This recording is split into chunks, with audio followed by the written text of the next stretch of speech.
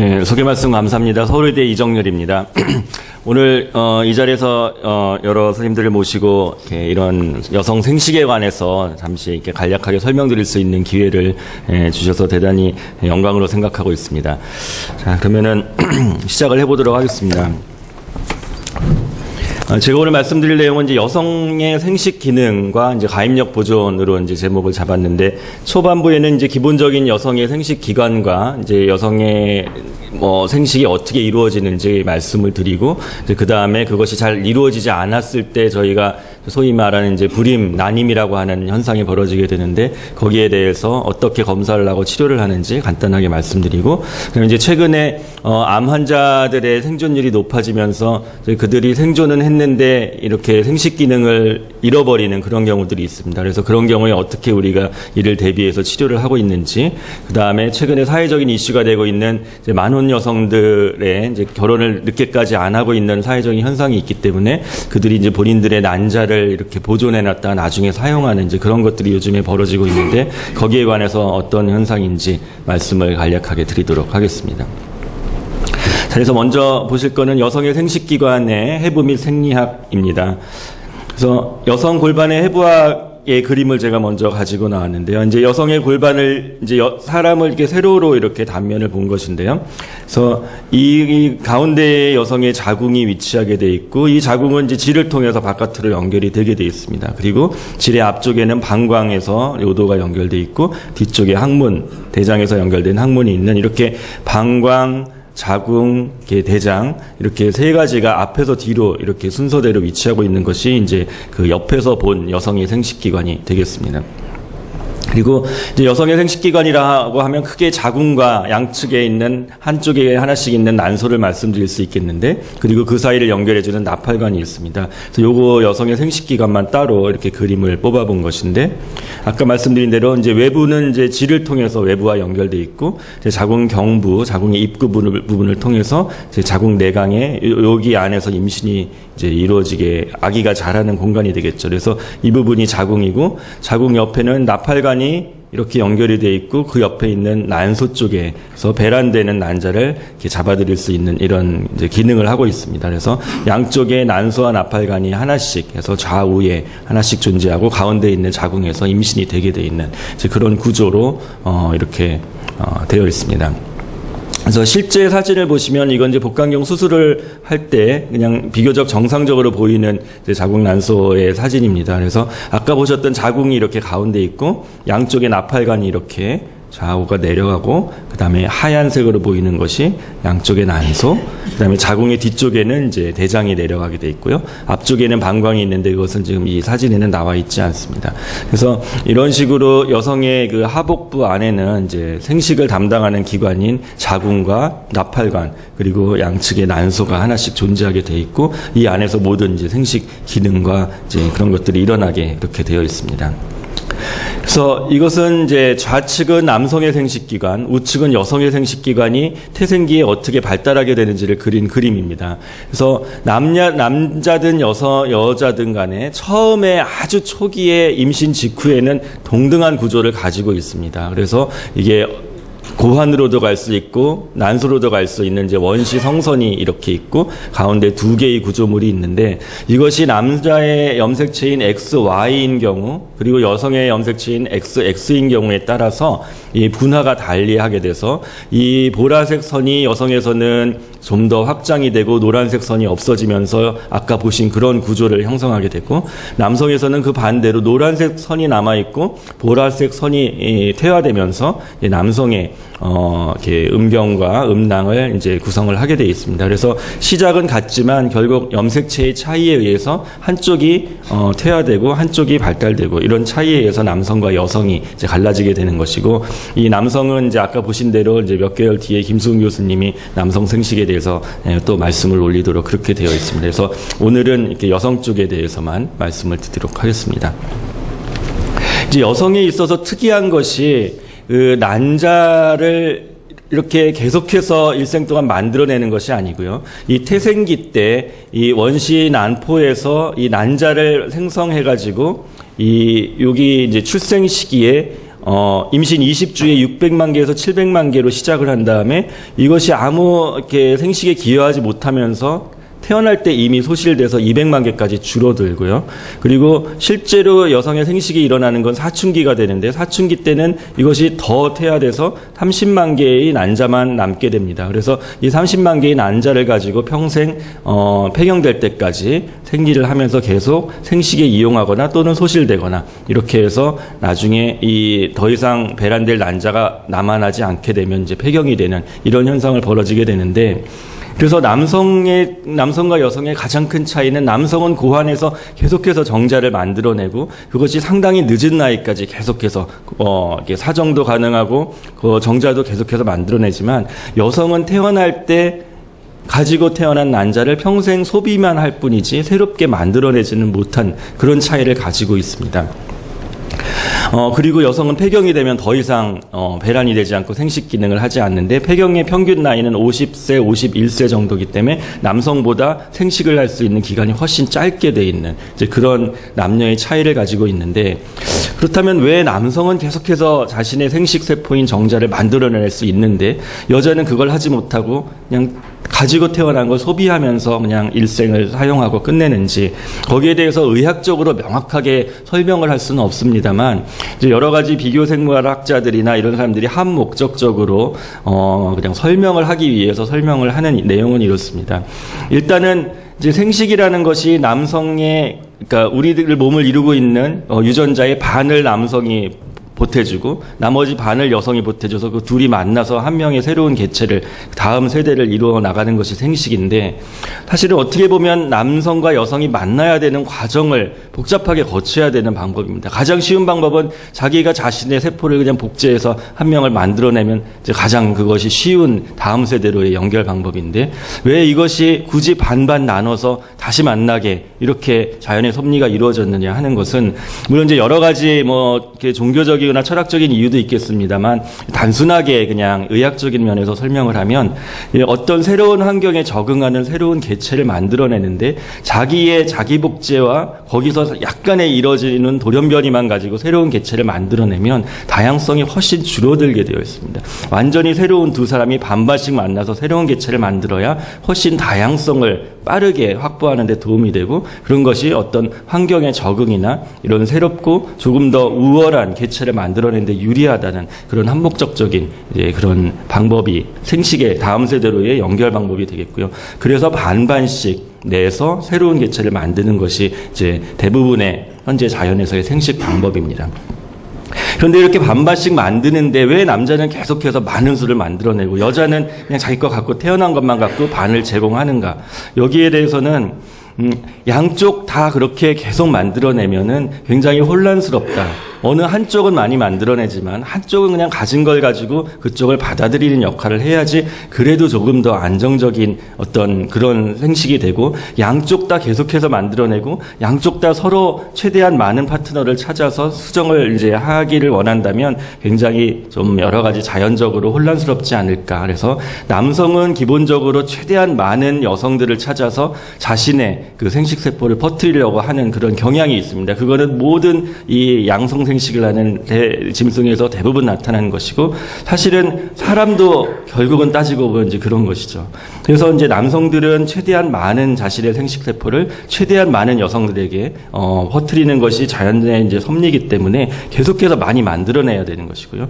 여성은 반대로 우월한 유전자를 가진 그 남성 객체를 받아들여서 자신의 몸에서 임신을 해서 그 아이를 키워서 그 다음 세대를 만들어야 되기 때문에 계속해서 만들어내기보다는 태어났을 때 안정적으로 만들어진 걸 가지고 평생 가면서 받아들이는 거를 이제 자신이 골라서 받아들이게 되는 그런 식으로 해서 남녀의 차이가 있고 양쪽 다 서로 다 그렇게 되면은 너무나 혼란스럽게 되기 때문에 그것을 방지하기 위해서 저렇게 돼 있다. 이런 식으로 그 한목적적인 설명을 하고 있습니다만 이것이 뭐 꼭 맞다는 말씀은 아니고요. 그래서 남녀의 차이는 그런 식으로 설명이 될 수도 있는 그러니까 그런 내용이 되겠습니다.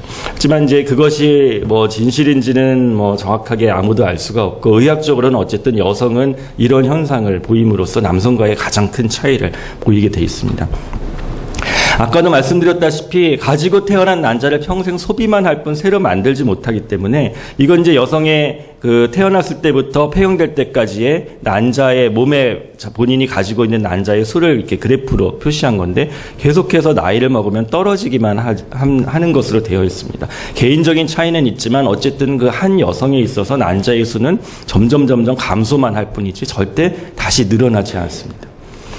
그리고 이러한 이제 여성들의 난자의 감소는 배란이 되면서 계속해서 소비를 하게 되는데요. 이러한 난소에서의 배란 작용은 난소 스스로 조절하는 것이 아니고 이 머릿속에 있는 뇌하수체와 그리고 이 시상하부와 뇌하수체, 그 다음에 아래쪽에 난소 이 세 개의 축을 통해서 그 여러 가지 호르몬의 상호작용을 통해서 조절이 되고 있습니다. 그래서 여성의 생식 기능은 난소지만 그 난소가 스스로 움직이는 것이 아니고 머리에서 지시를 받아서 움직이고 있다. 이렇게 돼 있고, 아까 말씀드린 머리와 난소 이외에도 이제 여러 가지 우리 몸의 다른 기관들이 상호작용을 하고 있습니다. 그래서 갑상선이나 부신이나 또는 이제 소화 기능, 그리고 심지어 체지방 세포에서 나오는 여러 가지 호르몬들이 그것을 이제 또 옆에서 같이 조절을 하게 돼 있죠. 그래서 우리는 항상 이렇게 산부인과에서들은 자궁과 난소만 보지만 실제로는 그렇지 않고 여러 전신 작용이 결국은 같이 이루어지는 것이고, 그 점차 이제 처음에 의학이 많이 발달하기 전에는 자신의 부재만 이렇게 봤습니다만 요즘에는 그 옆에 다른 기관들, 그다음에 전체적인 작용이 어떻게 되는지를 조금 더 이렇게 하나의 객체로서 보는 것이 앞으로의 트렌드가 아닐까 그렇게 생각을 하고 있습니다. 그래서 이 그래프는 굉장히 복잡해 보이시는데 실제로 이러한 여러 가지 호르몬들의 이런 변화들이 28일 주기, 평균적으로 28일 주기를 통해서 계속해서 여성들은 한 달에 한 번씩 이런 복잡한 변화를 반복하게 돼 있고, 그 과정에서 배란도 하고 임신도 하고 생리도 하고 이런 식으로 변하게 돼 있죠. 그래서 아까 말씀드린 전신적인 작용을 통해서 여러 가지 호르몬들이 이렇게 복잡하게 변화를 하고, 그것이 절묘하게도 한 달에 한 번씩 똑같은 주기를 반복함으로써 이제 생식을 할 수 있는 이제 그런 작용을 하고 있습니다.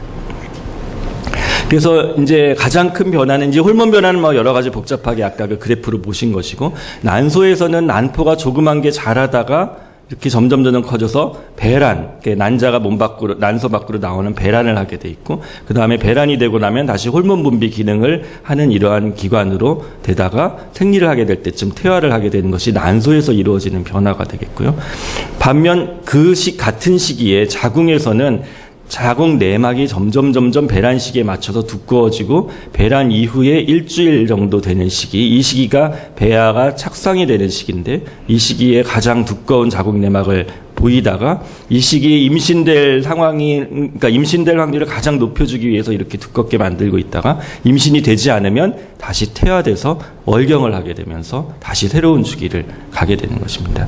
그래서 이 월경을 하고 배란을 하고 월경을 하고 이 자궁 내막을 임신의 최적 상태로 만들었다가 다시 리셋해서 처음으로 돌아가고 하는 이 생식 주기를 한 달에 한 번씩 반복하고 있다는 것이 굉장히 신비한 여성의 몸이 되겠습니다. 남성은 이러한 주기적인 변화가 없죠. 계속해서 똑같은 상황입니다. 그래서 아까 보셨던 그 난소에서의 굉장히 조그마한 그 씨앗이 배란이 되는 시기까지 우리 몸은 이거는 다 몸에서 가지고 태어난 것이지만 이렇게 실제로 키우는 것은 매달 일어나고 있는 과정이고요. 이것이 처음에 가지고 태어난 것으로부터 배란될 때까지는 생각보다는 많은 한 5달 정도의 시간이 걸려서 배란이 되는 것을 알 수가 있습니다. 배란은 주기는 한 달에 한 번이지만 가지고 태어난 것에서 이렇게 선택이 돼가지고 배란이 되는 데까지는 시간이 걸리고, 중요한 것은 아까 30만 개를 가지고 태어나고 실제로 근데 30만 개를 가지고 태어나지만 여성은 한 달에 한 번 생리를 해봤자 한 30년간 생리를 해도 그렇게 많은 양의 배란을 하고 있지는 않습니다. 한 달에 하나만 배란을 하기 때문에. 그럼 30만 개는 다 어디다 썼느냐? 이렇게 작은 것들이 올라가다가 일정한 단계가 되면 선택이 되고, 그 선택된 것만 하나만 배란을 하게 되고요. 그 옆에 선택되지 못한 것들은 그 주기에 같이 그냥 소실돼 버리는 현상을 보입니다. 마치 순장되는 것처럼 한 명만 선택되고 이 한 명이 배란을 되고 나면 나머지 따라오던 것들은 이제 같이 없어지는데, 그렇게 해서 한 달에 배란은 하나가 되지만 같이 없어지는 난포의 수는 훨씬 많습니다. 그래서 아마도 가장 우수한 난자를 이 여러 가지 풀 중에서 하나를 골라내고 나머지는 같이 없애기 위한 그런 작용이 벌어지고 있지 않을까, 이렇게 생각이 돼서 30만 개가 결국은 그 30년 정도 되는 시기에 다 소실되고 없어지는 것으로 돼 있고요. 그래서 난소 안에서 그림을 그려보면 조그만 것들이 이렇게 있다가 이렇게 배란이 되고 다시 퇴화되고, 이 사이클을 계속해서 한 달에 한 번씩 돌고 있는 겁니다. 그리고 이제 아까 배란되기 직전에 난포를 모양을 보시면 이 안에 난자가 들어있고 주변을 키우는 세포들이 이렇게 둘러싸여 있고, 이 안에는 이제 영양분을 포함하고 있는 이제 액체로 이렇게 둘러싸인, 이런 확대해서 보면 이런 모양의 이제 난자를 키우는 난포라고 하는 기관이 있게 돼 있고, 이제 이 난자와 그 주변 세포들 사이에는 또 무수하게 많은 복잡한 물질들이 나와서 서로 간의 기능을 조절해주고 있습니다.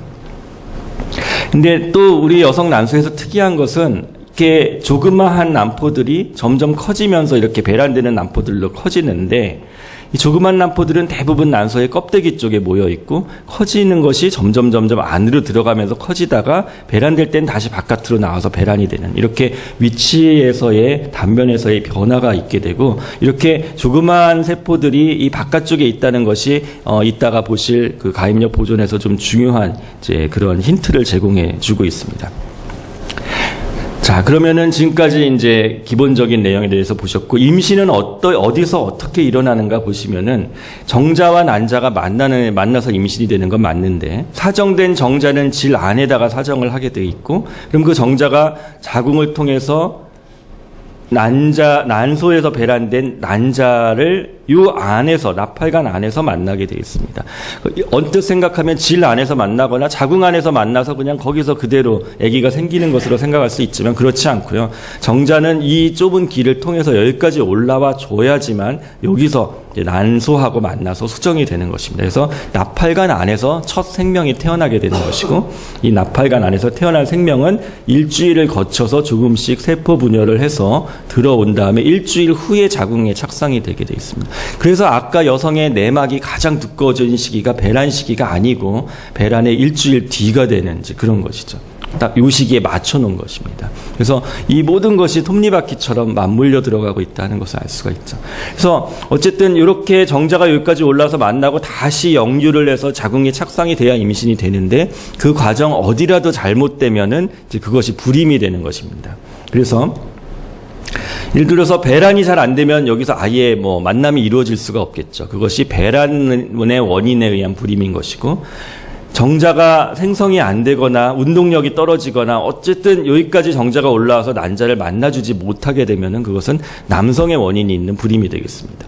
그리고 정자와 난자가 만나는 이 오작교, 이 둘 사이의 통로, 이것이 문제가 생기면 그것이 난관의 문제가 있어서 또 임신이 되지 않는 것이고, 여기까지는 잘 됐는데 자궁에 와서 착상을 하려는데 자궁 내막 상태가 안 좋거나 거기 혹이 있거나 해서 임신이 안 되면 자궁에 의한 불임이 되겠습니다. 그래서 불임에는 여러 가지 원인이 있지만 결국은 이 아까 말씀드린 정상 과정에 어디라도 문제가 생기면 결국 임신이 안 되게 되는 것이죠. 그래서 임신이 잘 안 된다고 병원에 찾아오는 우리 부부들에게는 저 과정 중에 어디에서 문제가 있는지를 저희가 검사를 하게 돼 있습니다. 자, 근데 불임은 어디까지가 임신이 안 되면 불임인가? 저희가 1년을 정의를 합니다. 그래서 정상적인 부부가 피임을 안 하고 뭐 일부러 노력을 하든 안 하든 간에 그냥 자연스럽게 부부 생활을 하다 보면 1년이 지나면 임신이 대부분 돼야 되는데, 그것이 안 되는 사람들을 저희가 1년을 그 컷오프로 잡아서 불임이라고 정의하고 그 다음부터 검사를 하게 돼 있죠. 그 근거는 그렇습니다. 1년이 지나면 부부가 별 문제가 없으면 85%는 임신이 돼야 됩니다. 물론 15%는 불임이 아님에도 불구하고 임신이 안 될 수 있지만 그분들을 위해서 계속 기다리면서 검사를 안 하면 치료가 늦어지기 때문에 한 85% 선에서 그냥 끄는 것입니다. 2년을 기다려도 여기서 더 임신되는 부분은 크지 않기 때문에 1년까지 기다리고 임신이 안 되면 불임으로 해서 검사를 하게 돼 있죠. 그래서 기본적으로는 아까 그 원인들 중에 무엇에 문제가 있는지 정액 검사도 하고 배란이 잘 되는지 검사도 하고 자궁과 나팔관의 이제 그 통로가 어떻게 이루어진지 검사도 합니다. 그래서 간단하게 자궁에 문제가 없고 나팔관에 문제가 없는지, 나팔관이 잘 뚫려 있는지는 어떤 식으로 검사하는지 한번 동영상을 보시겠습니다. 그래서 기본적으로는 이 구조가 정상인지 봐야 되기 때문에 여기다가 관 같은 거를 자궁 안에 꼽게 되고요. 여기서 엑스레이에서는 하얗게 보이는 액체를 주입을 하게 됩니다. 이제 이것이 그 엑스레이 화면이 되는데요. 주입을 하면 이렇게 하얀 액체가 자궁을 채우고 나팔관을 통해서 배 안으로 흘러나가는 장면을 계속 사진을 찍게 됩니다. 그래서 이분이 아무런 문제가 없다면 이런 식으로 밖으로 나가서 배 안에 퍼지는 것이 아까 사진처럼 나와야 되지만 이렇게 이 끝이 막혀 있다면 여기까지만 하얀색이 나오게 되고 배 안으로 퍼지는 그림이 안 나오게 돼 있죠. 그래서 간단하게 여성이 불임인지 아닌지 원인을 검사할 수 있는 그런 방법이 되겠습니다.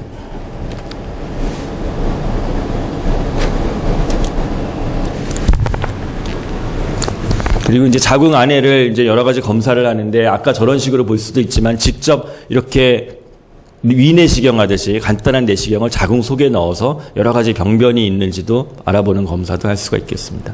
그래서 이제 검사에 대해서는 자세히 말씀드릴 필요는 없을 것 같고요. 원인을 알게 되면 치료를 해야 되는데 치료 방법 중에 우리가 가장 마지막 단계로 시행하고 있는 것이 시험관 아기 시술이 되겠습니다. 그래서 체외 수정 시술이란 건 어떻게 하는 거냐면 결국은 한 달에 하나가 배란이 되는 것이 여성의 기본 생리인데 주사를 막 주게 되면 그 아까 소실될 것 같은 그 하나는 선택이 되고 나머지는 소실되고 없어질 그 난포들을 소실시키지 않고 전부 다 배란을 시킬 수가 있습니다. 그래서 10개, 20개 정도 배란을 시킬 수가 있게 되는데 그래서 주사를 맞아서 그 배란을 여러 개 시키는 걸 과배란 유도를 한다 이렇게 말씀을 드리고 그렇게 과배란 유도된 난자 뭐 10개든 15개든 그 본인의 능력에 따라 다르겠지만 그것을 채취해서 이 체외에서 정자하고 수정을 시켜주게 되고 이 체외에서 수정이 된다고 해서 체외 수정 시술 또는 이것이 사실 시험관은 아니지만 이제 그 1978년도에 처음 아기가 나왔을 때 시험관 아기라고 이제 이름을 붙였던 이유는 이 바깥쪽에서 어쨌든 아기가 생긴다 그래서 시험관 아기입니다. 근데 실제로는 수정만 밖에서 하는 거고요. 한 3일에서 5일 정도 키운 다음에 자궁 안에 넣어주면 이제 착상은 자궁에서 이루어지고 아기는 이때부터 크는 거기 때문에 시험관 아기가 시험관에서 아기를 만들어내는 건 아니죠. 그냥 시험관에서 수정만 시켜주는 이제 간단한 겁니다. 근데 이 시험관 아기가 어찌됐든 이 방법을 통하지 않고선 임신이 안 될 사람들을 임신을 시키는 아주 획기적인 기술이었기 때문에 결국은 2010년도에 노벨상을 이것으로 받게 됐습니다. 영국의 이제 로버트 에드워드 박사가 최초의 시험관 아기를 만든 사람인데 노벨상을 받게 됐고요. 최초의 시험관 아기는 1978년도에 영국에서 태어났고 한국에서는 1985년도에 저희 강의를 듣고 계시는 서울대병원에서 쌍둥이로 최초의 시험관 아기가 태어났습니다. 그래서 당시 사진이고 지금 서울대 산부인과 명예교수인 장윤석 교수님이 이제 집도를 해서 쌍둥이가 태어났던 사진입니다. 그리고 20년 후에 2005년도에 이 그 두 쌍둥이가 이제 남녀 쌍둥이인데요. 이 성년이 돼서 저희 서울대병원에 와서 이렇게 20주년 기념식을 했던 이제 그런 사진이 되겠습니다. 그리고 이제 당시의 자료 사진을 보면 이제 80년대 중반 사진이고 최근에는 이제 초음파를 보면서 난자 채취를 하지만 그때는 그 초음파 기술이 발달하지 않았기 때문에 배로 직접 난자를 채취한 것으로 되어 있고요. 그다음에 수정란이 있고 이제 쌍둥이가 이렇게 둘이 이 자궁 안에 착상된 걸 초음파로 보고 있고 서울대병원 11층에 산부인과 과장실 앞에 가면 당시에 광경을 이제 그림으로 이제 화백께서 그려서 이렇게 기증하신 그림도 있습니다. 그래서 이제 당시에 이제 사진이 되겠습니다. 그래서 이제 이런 식으로 시험관하기 시술을 최근에는 굉장히 굉장히 개인 병원급의 작은 아주 작진 않지만 중간 규모 병원에서도 시험관하기를 할 수 있는 정도로 굉장히 보편적인 기술이 되었고 그래서 임신이 안 되는 사람들을 이 방법을 통해서 임신을 시켜줄 수 있는 굉장히 획기적인 기술로서 지금은 널리 사용되고 있습니다. 다음은 이제 가입력 보존에 대해서 말씀드리겠습니다. 이것이 이제 러브 스토리라는 영화의 한 장면인데요. 그 하버드 대학에서 이 두 남녀가 만나서 이제 사랑을 하고 이제 굉장히 이게 아마 75년도 개봉 영화였던 것으로 저는 기억을 못하지만 이제 그렇게 되어 있는데요. 하여튼 굉장히 오래된 영화고 당시에 이제 이 여주인공이 백혈병으로 사망을 하면서 이제 비운의 이제 러브 스토리를 이제 완성하게 되는 그런 영화인데 어쨌든 이 70년대 80년대의 대부분의 이런 이제 여주인공이 죽는 스토리에서 여주인공들의 가장 흔한 질환명은 백혈병이었습니다. 백혈병으로 죽는 게 많았죠. 근데 최근에는 저런 영화가 나오지 않습니다. 왜냐하면 백혈병으로 죽는 사람이 별로 없거든요. 그래서 저런 영화를 만들면 현실과 동떨어진 영화가 되겠습니다. 그래서 이 두 종류의 백혈병의 이 생존율이 70년대만 해도 뭐 20% 미만이었으니까 뭐 대부분은 죽는 거죠. 근데 이제는 이게 굉장히 특히 이런 종류의 백혈병 같은 경우에는 80% 이상 그리고 이것이 전체 평균이기 때문에 엄청나게 사실은 높은 생존율을 보이게 되는 것이고요. 그래서 이제는 예전에 암이면 그냥 죽는 병이었죠. 언제 죽는지 그게 빨리 죽냐 늦게 죽냐의 문제였지만 이제는 암이 이제 죽는 병이 더 이상 아닌 암들이 많아졌다는 것이 이제 우리가 고려해야 될 것입니다. 그래서 여성암 환자의 생존율 변화를 보시면 모든 암을 통틀어서 일단 생존율은 다 증가를 하였습니다. 근데 아직까지 생존율이 낮은 암들이 이렇게 있어서 근데 이런 암들은 사실은 예전과 마찬가지 개념으로 언제 죽느냐의 문제일 수 있겠지만 이런 나머지 흔한 암들 암이나 뭐 심지어 대장암도 지금 80% 가까운 이런 상황을 보이고 있기 때문에 이런 암들은 이제 더 이상 죽을 병은 아니게 된 것이고 그런 암들이 굉장히 많아졌습니다. 그런데 이제 문제는 이런 특히나 유방암 같은 경우에 젊은 여성 암이 많아서 그런데 이제 이런 분들이 죽을 병은 아니라 암은 나섰는데 암이 치료된 이후의 삶에 문제가 되기 시작했습니다. 예전 같으면 전혀 아무도 고려하지 않아주던 뭐 어차피 언젠가는 금방 죽을 거니까 이 사람의 그 암 치료 이후의 삶은 전혀 중요하지 않았는데 이제는 암 치료가 끝난 다음에 삶이 굉장히 중요해진 것이죠. 그래서 이분이 어떤 얘기를 하는지 한번 들어보겠습니다.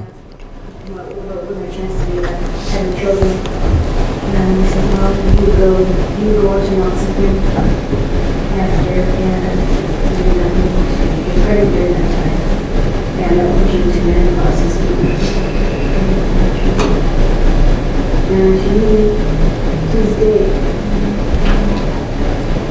that was more devastating news because the cancer you can get into remission. And you told the cancer to family. You're not really able to have children. That's worse.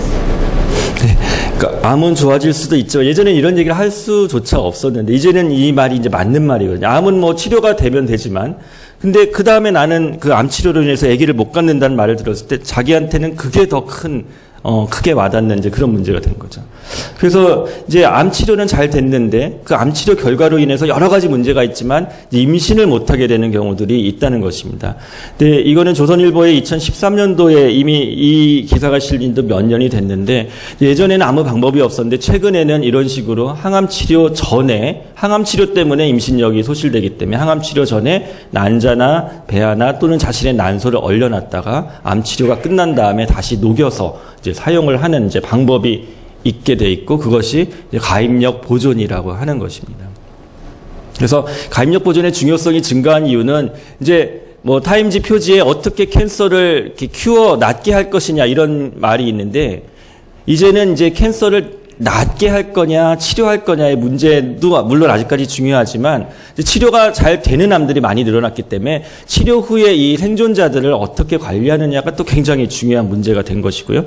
가입력 보존은 여성에게 있어서 자기가 아기를 가질 수 있는 능력이 있느냐 없느냐는 굉장히 큰 삶의 질에 차이를 줄 수도 있는 그리고 저희 자연의 섭리에서 볼 때도 아주 중요한 인간의 기능이 있을 수 있느냐 없느냐의 문제가 되는 것이죠. 그래서 최근에 암 환자들이 젊은 암 환자들이 증가했는데 그들이 생존을 많이 하게 돼 있고 그래서 결국 가임기에 아직 아이가 없는데 암 치료를 받게 되는 사람들이 늘어나서 중요하게 되는 것이죠.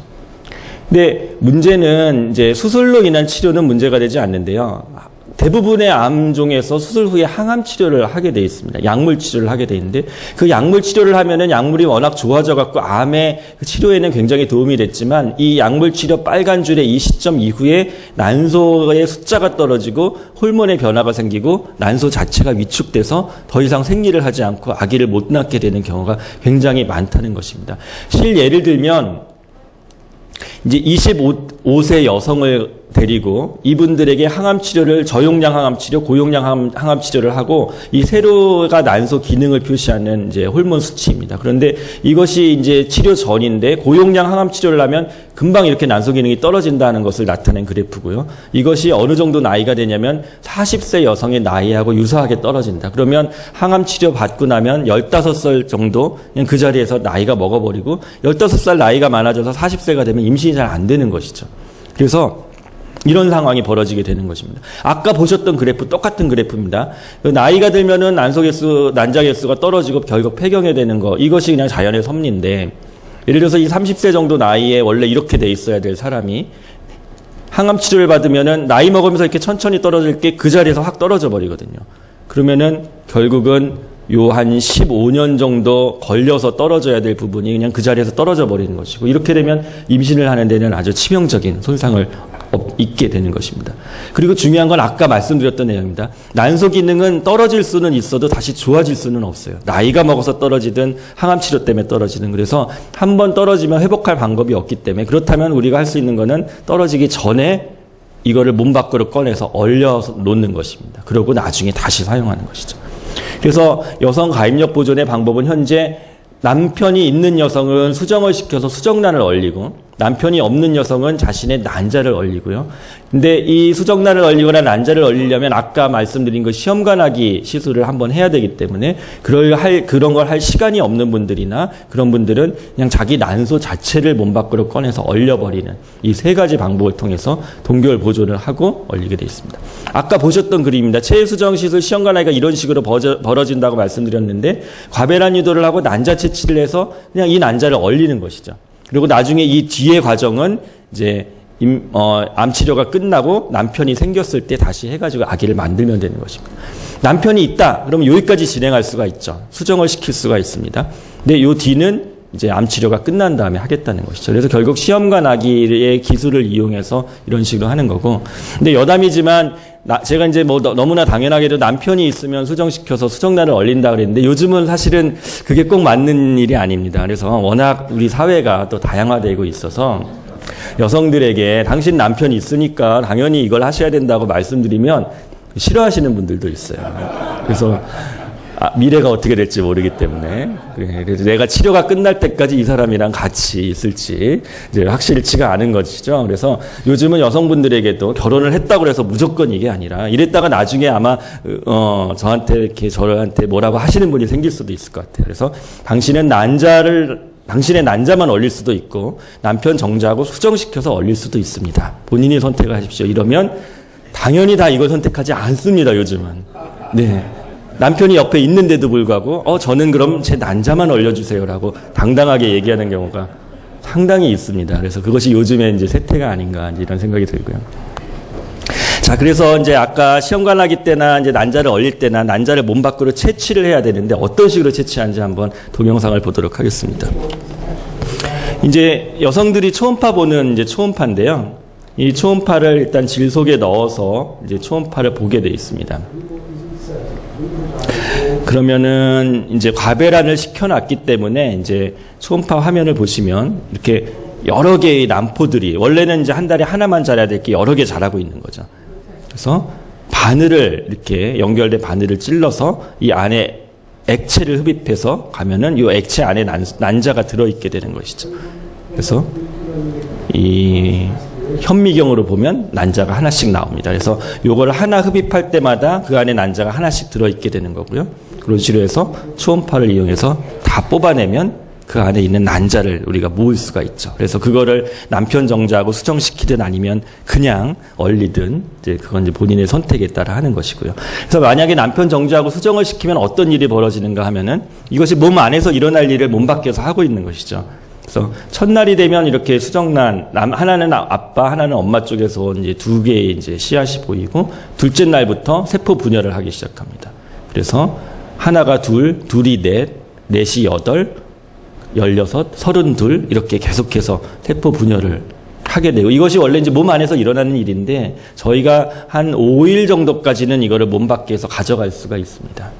그래서 5일째가 되면은 이제 모양이 달라지기 시작했죠. 단순히 두 배수 분열을 해서 이렇게까지 왔던 것이 5일째부터는 아기가 될 부분과 태반이 될 부분이 이제 달라지기 시작하고, 아직까지 현대의학적으로는 요 5일째까지 정도가 한계입니다. 이 이상 넘어가면 이제 더 이상 살지를 못하고, 그래서 요 정도에서 얼렸다가 어머니 몸 안으로 넣어서 나머지는 어머니가 다 할 수 있도록 그렇게 해드리고 있습니다.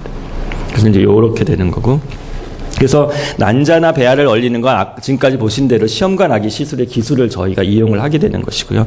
다만 얼릴 때의 문제는 얼렸다 녹였을 때 과연 이게 잘 살아있겠느냐 하는 것이 문제가 되겠죠. 그래서 이게 얼리기 전에 이렇게 되는데, 얼리고 나면 이런 식으로 얼음 결정이 생기면서 세포를 파괴하는 현상이 이제 동결 손상이라고 하는데, 이거를 어떻게 잘 막아줘야지만 아까 우리가 얼려놓은 걸 다시 사용하는 데 지장이 없겠죠. 근데 최근의 의학기술은 최소한 이 난자나 정자를 얼렸다 녹였을 때의 이 생존 능력은 거의 100%에 가깝습니다. 그래서 난자나 정자를 얼렸다 녹여서 이런 일이 벌어지는 일은 거의 없고, 그래서 안심하고 얼렸다 녹여서 사용을 할 수 있는 것이죠. 자, 근데 아까 그거는 이제 난자나 배아의 동결 보존이고, 난소의 동결 보존은 뭐냐면 아까 보셨던 양쪽에 하나씩 있는 이 난소를 아예 그냥 떼버리는 겁니다. 보통은 한쪽을 떼서 그거를 그대로 얼렸다가 난소를 다시 이식을 해주면 이제 시험관 아기를 하지 않고도 자연 임신이 가능하다. 이런 것이 이제 난소 동결 보존 및 이식입니다. 그래서 난소 하나를 떼가지고 이제 오면은 이 안에 또 난자가 들어있어요. 그래서 요 난자를 이렇게 바늘로 찔러서 빼서 요걸 또 얼려놓고, 그 다음에 이제 난소를 얼리기 시작합니다. 그런데 난소를 아직까지 전체를 다 얼릴 수는 없고요. 껍데기만 얼립니다. 아까 껍데기에 조그만 난포들이 대부분 있다고 그랬죠. 이쪽이 훨씬 많습니다. 그래서 이쪽은 포기하고요. 아직까지 기술이 이것까지 다 얼릴 수는 없기 때문에 포기하고 껍데기만 얼려서 이렇게 액체 질소 속에서 보관을 했다가 나중에 다시 심어주는 수술을 하게 돼 있습니다. 그래서 난소 자리에 심든 그 옆에 자리에 심든 이렇게 심어주면 이것이 다시 기능을 하게 됩니다. 그래서 현재까지 보고된 이 난소를 얼렸다가 다시 아까 그런 사진과 같은 방법으로 심어줬을 때 성공률은 약 90% 정도 나오고, 이것으로 인해서 이제 임신을 하는 확률은 한 3분의 1은 이 시술을 통해서 임신율을 확보할 수 있는 것으로 되어 있습니다. 그래서 성공률이 낮은 편은 아니지만 또 아주 높은 편은 아니죠. 그래서 이거를 우리가 어떻게 개선시키냐는 것이 연구해야 될 부분이고, 이런 방식으로 태어난 아기의 숫자는 처음에는 이제 굉장히 적었고요. 2004년도에 처음으로 이 방식으로 아기가 태어났는데, 최근에 모든 게 이렇지만 갑자기 급격하게 올라가고 있는 걸 알 수 있죠. 그래서 기술이 발전하고 시간이 지나면 모든 그래프는 이렇게 올라가지 않습니까? 그래서 지금은 저 기술을 통해서도 많은 아이들이 태어나고 있다 하는 걸 알려드리고요. 근데 저희가 이제 좀 더 개선해야 될, 그리고 저희가 하고 있는 연구는 이 얼렸다 녹였을 때 어떻게 하면 이 손상을 줄일까 하는 연구입니다. 근데 한 가지 이제 재밌는 예를 들어드리면, 이 물고기는 극지방에서 사는 물고기입니다. 극지방은 근데 물의 온도가 표면은 다 얼어있고 물의 아래로 내려가면 영하인 상태죠. 근데 얘는 아무 문제 없이 피가 얼지 않고 잘 살아서 돌아다닌다는 것이죠. 그러면 이런 극지방 생물들의 피 안에는 뭔가 얼음을 방지하는 물질이 있을 거다, 이런 생각을 할 수 있고, 여기서 추출된 물질을 사용해서 여러 가지 실험을 해보면 결국은 얼지만 어는 점을 최대한 낮춰주고 얼음 결정이 생기더라도 이쁜 모양으로 생기게 만들어서 손상을 방지하는 그런 걸 알 수가 있고, 그래서 저희가 이러한 항동결 단백 같은 이제 그런 물질들을 이용해서 동결 손상을 더 줄이는 이제 이러한 복잡한 실험들을 하고 있습니다. 했더니 이제 효과가 좋다는 거죠. 이제 대부분은 동물에서 먼저 실험을 하고 효과가 좋으면 사람으로 넘어오게 돼 있는데, 현재는 이제 사람으로 넘어오기 직전 단계입니다. 그리고 이식 후에 혈관을 어떻게 하면 잘 생성을 시켜서 얘를 잘 살릴 거냐, 이제 이러한 연구들도 이제 저희가 하고 있는 이제 그런 연구들의 하나인데요. 근데 연구 부분은 이제 그냥 지나가고요. 그래서 중요한 거는 아까 난소를 이식을 해주면은 시험관 아기 안 해도 되고 다 좋은데, 문제는 이 난소가 암 환자한테서 적출한 난소입니다. 그래서 난소암이 아니어도 유방암이나 다른 암이어도 난소에 혹시 전이가 되어 있다면, 그러면은 그 난소를 다시 심어주면 기껏 완치한 암을 다시 재발시키겠다는 얘기거든요. 그래서 이 난소암의 전이의 위험성이 높은 암종이 있고 낮은 암종이 있습니다. 근데 특히 이 높은 암종들이 이제 문제가 될 수 있는 거고, 이런 암종들은 난소를 이식을 다시 해주는 게 굉장히 부담스러운 상황이 되죠. 그래서 이럴 때는 그럼 어떤 방법을 써야 되는가? 난소를 떼서 얼리긴 하지만 그걸 다시 아까처럼 몸에 심어줄 수는 없기 때문에 거기서 다시 난자를 채취를 해서 체외 배양해서 성숙 난자를 만드는 방법을 합니다. 그래서 이것도 아직은 실험 단계지만 채취된 난소 조직에서 원시 난포를 분리해서 얘를 체외에서 키워서 난자를 만드는, 그렇게 해서 난자를 사용하게 되면 그 난소 조직을 이식하지 않고 되는 거죠. 그래서 이제 이거는 뭐 저희 연구실 사진입니다만 저런 식으로 난소에서 뽑아낸 이제 세포들을 이렇게 체외에서 키우면서 빠른 속도로 찍은 겁니다. 이제 사실은 이게 한 2주 정도 걸려서 크는 거를 이제 굉장히 빨리 돌리고 있는 건데요. 이제 그래서 점점 커져서 결국은 화면을 꽉 채우고 최종 단계에는 이런 난자가 배출된다는 걸 알 수 있는데요. 그래서 몸 안에서 벌어지고 있는 일들을 몸 밖에서 어디까지 할 수 있는가, 그리고 이제 조직에서 난포를 꺼내서 난자를 만들어내는 것을 이제 좀 현실화하기 위해서 이렇게 연구를 하고 있습니다. 그래서 이제 난포를 체외해서 배양하는 방법이 뭐 2차원적인 방법이냐 3차원적인 방법이냐 비교를 하고 있고, 그리고 이 분리된 그 난소, 아까 저렇게 해서 만들어낸 난소를 다시 몸 안으로 넣어주는데 뭐 3차원 프린터를 이용해서 이런 식으로 어떻게 보면 인공 난소처럼 만들어서 넣어주면 그것이 이제 잘 사는가 한데, 뭐 당연히 사람에서는 아직 할 수 없는 것이고요. 이렇게 쥐에서 했더니 이제 잘 아기가 나온다, 이제 이런 연구들을 이제 진행을 하고 있습니다. 이제 마지막으로 간단하게 요즘 사회적 이슈가 되고 있는 이제 이 문제에 대해서 말씀드리겠습니다.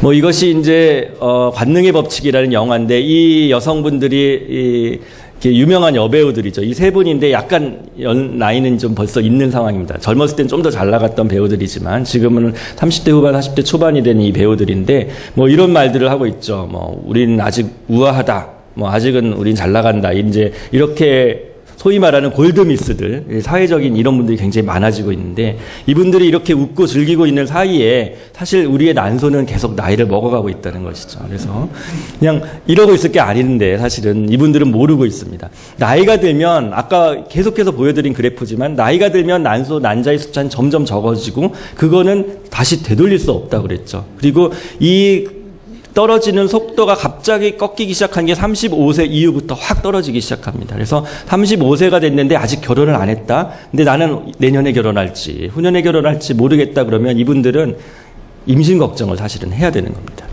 그래서 임신이 나이 들면 안 되는 중요한 이유는 난자 때문에 안 되는 겁니다. 이거는 자기의 나이가 들었을 때 자신의 난자를 사용했을 때 임신율인데 당연히 점점 떨어지고요. 이거는 같은 나이의 여성이지만 난자 공여를, 남의 난자, 젊은 여성의 난자를 받아서 자신의 자궁에 착상시켰을 때 임신율입니다. 그러면 자궁의 나이는 중요하지 않다는 거죠. 40세, 46세가 돼도 남의 난자를 쓰면 임신 잘 되거든요. 자기 난자를 쓰면 안 되고. 그래서 나이 들었을 때 자기 난자 때문에 임신이 안 되는 거거든요. 난자가 잘 안 나오기도 하지만 죄송합니다. 난자의 질이 떨어지기 때문에. 그래서 젊었을 때 난자를 차라리 뭐 얼려놓든지, 요즘은 얼리는 기술이 있으니까 당장 결혼할 계획이 없으면 난자를 얼려놓자. 이것이 사회적인 현상입니다. 그래서 뭐 여기 이제 이건 뭐 미국 거긴 하지만 여성들이요, 자신의 난자를 얼리지 않으면 자신의 생물학적 아이를 가질 수 있는 기회를 소실하는 것이다. 뭐 이런 식의 이제 구호가 있고, 이거는 이제 몇 년 전에 유명했던 얘기인데요. 애플이랑 페이스북 회사에서는 자신의 여직원들에게 난자 동결 비용을 대주겠다, 이런 말을 했었죠.